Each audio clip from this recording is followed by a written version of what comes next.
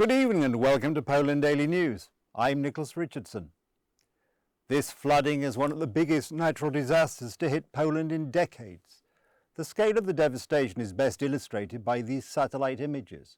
They show how large parts of Polish cities have been submerged. Thousands of people are now experiencing their worst tragedies.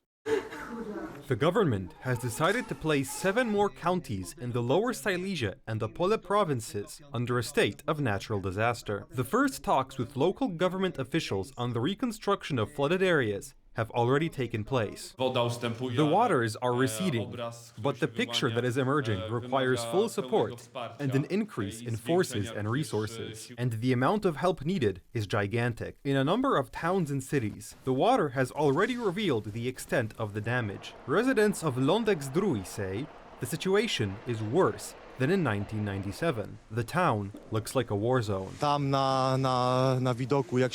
in plain sight, when you go to Złoty Stok, those houses are skeletons. We go there with our hands to dig out what we can, whatever is left. We simply appeal to all people of goodwill in this country to bring heavy equipment here. Heavy equipment is needed here. Saws, axes, anything to help people. People have literally lost everything. They do everything with their hands, they have nothing. At the request of President Andrzej Duda, engineering troops are being sent to Racibórz Dolny and Głuchołazy.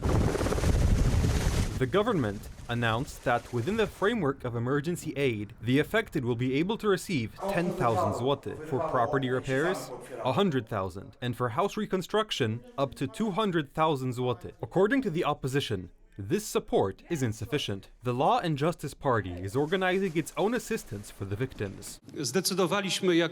We have also decided as a party to allocate money through Caritas for the benefit of those affected, 250,000 zloty. Fortunately, the weather forecast is optimistic. No more rain is forecast for the next few days. However, this does not mean that the tragedy is over. According to IMGW, the threat of flood is moving north. Forecasts are changing dynamically. Maciej Struk, Republika.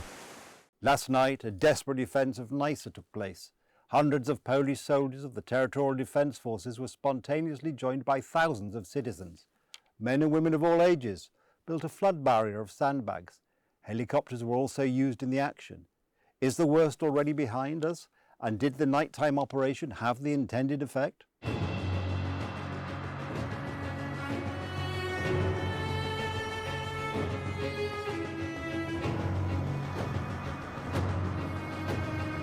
Trwa walka o ochronę zapora, a równocześnie o ochronę wału.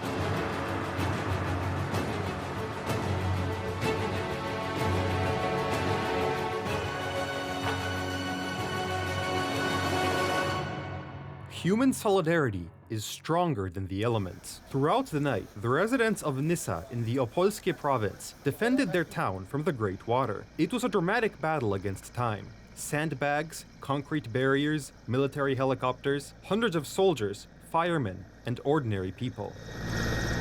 On one side of the river, residents, especially women, children, are packing sandbags. These are huge groups of people who are constantly packing these bags, driving these bags over the bridge and coming here to this other endangered side where the city is. Here, again, the services, the men, put up these bags. Then, the helicopters went into action, in difficult weather conditions, in the middle of the night, and under time pressure. But the defense of the city was at stake, and these brave men did not give up in the face of impending disaster. These helicopters are now flying here all the time dropping as many of these big bags as they can. These huge packs of sandbags, bags that are being packed by the residents here all the time, non-stop. In the evening, as the situation began to deteriorate and the city was in danger of being flooded, Nysa authorities called people to help. According to many, the defense against the water could have been organized faster and more efficiently. I have been here for 4 hours. There is no one to coordinate this. Units have arrived from Gliwice, Opole, I don't know where else. Only the commander is walking around giving orders. It's utter confusion. We showed you the dramatic night battle to defend the city on the air of Republika, up close and from above. Our reporter, Zofia Niechciał, and her cameraman were there all the time, showing these wonderful people. And they helped carry the sandbags themselves. Let me say goodbye to you for now. I'm going back to work because I can't hide the fact that it's difficult to stand here with a camera and just watch these hundreds or thousands of people working tirelessly. Thank you very much. Together, we managed to avoid the worst. The dam is sealed and is no longer leaking. In the face of danger, Nysa residents, firefighters and the army worked hand in hand to save the town. Marcin Szewczak, Republika. During this great flooding in southern Poland, the reservoirs between Opole and Wrocław are a lifesaver for residents. The problem is that there are not enough of them, and most of the reservoirs planned by the United Right government were blocked by the former opposition and today's ruling coalition. It is worth recalling who blocked the construction of facilities that could have secured the flooded areas of today. There are fatalities, but also many people are injured. People are losing property, their lifetime work. Entire cities and towns are underwater. This is what the losses look like, and at this time we heard from the government a proposal to help, but on credit. What will the government's aid to flood victims actually look like? Today, I took a closer look at the situation. We also want to add to this pool in low-interest loans of about 100 million zloty, low-interest loans of 1.5 to 2.5%. Ultimately, this money will be able to go to the elimination of the effects of the flood. But in this area of restoring security, restoring water management, environmental protection, restoring normal living conditions in localities where the waters will recede, which are flooded today. This is a shocking proposal in view of the tragedy that has befallen hundreds of thousands of residents of southern Poland. The devastation is enormous and continues to grow, and the threat remains grave. Estimating the magnitude of the losses is still continuing. Therefore, the announcement of aid on credit is incomprehensible to many, also within the ruling coalition. It is incomprehensible to me in the face of a national tragedy to propose a loan to people who have lost their life's possessions. A moment ago I answered the question and I will stick to it. I can't imagine anyone daring to propose to compatriots who have lost the possessions of their lives a loan, and I wonder at how much interest. Maybe they should still bring the guarantors. Scandal. Donald Tusk speaks of the need to help and indicates that he will find an additional billion zloty to help flood victims. We have made a decision today to increase the size of this emergency aid from 6,000 to 8,000 zloty, and this is what we will pay. The total, 10,000 zloty, except that it's still not enough. A minister in Donald Tusk's government talks about a loan. What does the Prime Minister say about it? These proposals also apply to non-refundable aid. Here we are not talking about any loans, but non-repayable aid of up to 100,000 zloty when it comes to the repair of apartments and farm buildings that suffered in the floods, and up to 200,000 zloty when it comes to the reconstruction of residential buildings. This is what I would say for a start. Such an amount may not be enough either. The compensation from PZU paid during the 2010 floods amounted to nearly 653 million zloty. And the scale of the damage is already greater. Donald Tusk says it should be 10,000 zloty. This is definitely not enough. Donald Tusk proposes up to 200,000 zloty for the reconstruction of buildings, up to 100,000 zloty for the reconstruction of farm buildings. These, ladies and gentlemen, are too low amounts. For such amounts, it is impossible to rebuild anything. It is impossible to rebuild a house. So much so that there is already a shortfall of 3 billion zloty for the current invoices issued by hospitals. And next year's budget records a record debt reaching almost 60% of GDP. In our project, we have guaranteed the reconstruction, 100% coverage of the cost of reconstruction, of course, through the action of experts, appraisers, so that it was all transparent. Help for the flood victims is needed immediately, and without loan guarantors. Editor Holdinska, Republika.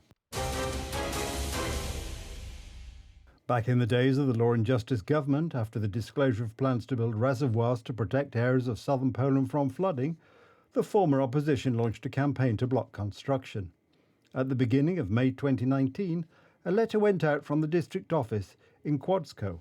Information collected by the Kłodzko County Board from municipalities and individual localities included in the Flood Protection Project in the Oder and Vistula River basins, analysis of increasing flood retention possibilities in the Kłodzko Basin, unequivocally speak in favour of a negative opinion of the proposed concept of construction of flood control reservoirs by the Kłodzko County authorities at the present time, and indicate that the perception of the local public is equally negative. Current Deputy Speaker of the Sejm, Monika Wielichowska, was also active in blocking the construction of the reservoirs from the beginning and wrote in mid-May 2019, "Neither the residents nor the local authorities of the municipalities nor the district agree with such proposals for the location of 9 dry reservoirs in the Kłodzko area. Polish waters under the government unnecessarily spent public money. I attended one of the meetings in Ścinawka Górna, where the residents made it clear what they thought of the prepared analysis. So did I." Wielichowska said in local media, "Time has passed. Some kind of analysis has been created. A pile of money has been spent on it. I'll ask how much exactly because I hear about huge amounts. Public money of residents of the Kłodzko municipality as well." Not long after, at the end of May 2019, the Kłodzko District Council adopted a resolution blocking the construction of new retention reservoirs in the Kłodzko basin. A negative opinion is expressed regarding the proposed design solutions for the construction of further dry flood retention reservoirs in Kłodzko County. Ursula Zielinska sent an interpellation to the Ministers of Climate and Infrastructure in October 2020. In the era of climate and the continuing problem of drought, investing in dam reservoirs that destroy nature is, in our opinion, the worst possible solution. Ursula Zielinska commented like this at the time: 3 huge annexes for 594 communist-era hydrotechnical structures for probably 18 billion zlotys, but none of us really know that well. I appeal to you not to talk about these structures at all as investments. These are disinvestments. These are ways to impoverish our society. Ms. Zielinska said directly that the construction of reservoirs is harmful and dangerous to the environment. And Ms. Wielichowska went to the people, very often plotting untrue realities in front of their eyes of the residents and turning up those negative emotions, agitating the local community to protest against these investments. As a result of the actions of local government officials and civic platform politicians, supported by residents and environmental organisations convinced by them, the Law and Justice government withdrew from the construction of some of the investments. We had 9 dry retention reservoirs planned there in the Kłodzko basin. 4 investments were completed, that is 4 reservoirs. Indeed, we had to give up 5, but then there was no other way. We asked Deputy Minister Gramatyka of Poland 2050 about the retention reservoirs blocked by the coalition at the time. And those other reservoirs that have not been built? They will probably be built, you know. I hope that such disasters will teach us something. The question of what action to take on this issue, what action on a macro scale related to climate protection, related to cutting down trees on mountain slopes. In total, at least 8 retention facilities that were supposed to protect Poland, including in areas today affected and threatened by flooding, have been blocked. Today we would have had a flood disaster in Wrocław and Opole. It is thanks to the rule of the Law and Justice government that reservoirs were built with Racibórz at the forefront. The Racibórz reservoir is gigantic. We hear that it is 78% filled. If it wasn't for the Racibórz dry reservoir we built, which was completed in 2022, 180 million cubic meters of water would most likely pour into Opole and Wrocław in the coming days. Shortly after taking power, the Tusk government blocked work on the construction of reservoirs in the Oder River basin and in more than a dozen locations across Poland, from the Podkarpacie region to Pomerania. Radosław Jankiewicz, TV Republica. That's the news. Thank you for watching, and from me, have a good night and a better tomorrow.